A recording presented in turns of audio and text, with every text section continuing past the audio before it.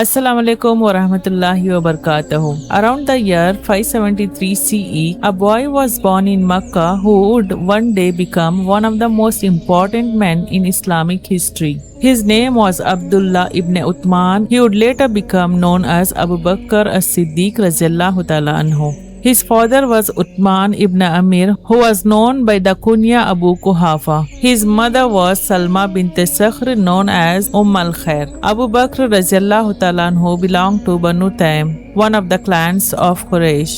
Quraysh was the tribe that controlled Makkah and held an important position because of the Kaaba. Abu Bakr radhiyallahu ta'ala anhu lineage and the lineage of the Prophet Muhammad sallallahu alaihi wasallam came together at Murra ibn Ka'b. So Abu Bakr radhiyallahu ta'ala anhu and the Prophet sallallahu alaihi wasallam came from different branches of Quraysh, but their family lines met several generations earlier. Abu Bakr radhiyallahu ta'ala anhu grew up in Makkah. At this time, Makkah was an important religious and commercial center of Arabia. The Kaaba stood in the middle of the city. People from different tribes came to Makkah and merchants traveled through the region. Caravans carried goods between Makkah and other parts of Arabia and beyond. Abu Bakr radhiyallahu ta'ala anhu grew up in this environment and eventually became a merchant. He became involved in trade and traveled for business. He was also known for his knowledge of the Arab tribes and their family lines.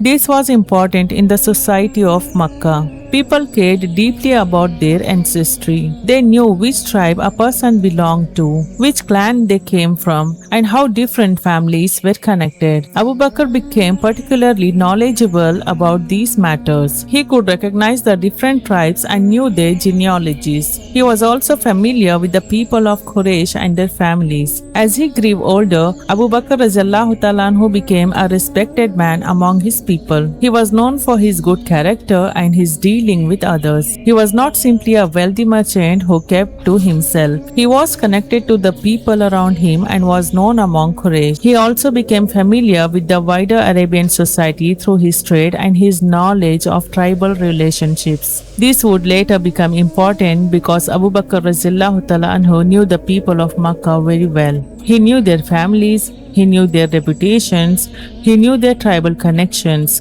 and he knew the man who would later become the messenger of Allah sallallahu alaihi wasallam. Before the beginning of prophethood, Abu Bakr radhiyallahu ta'ala anhu and Muhammad sallallahu alaihi wasallam already knew one another. They were both from Quraysh. They lived in Makkah. They were familiar with one another before Islam. The Prophet sallallahu alaihi wasallam was known among his people for his honesty and trustworthiness. Abu Bakr radhiyallahu ta'ala anhu knew him personally.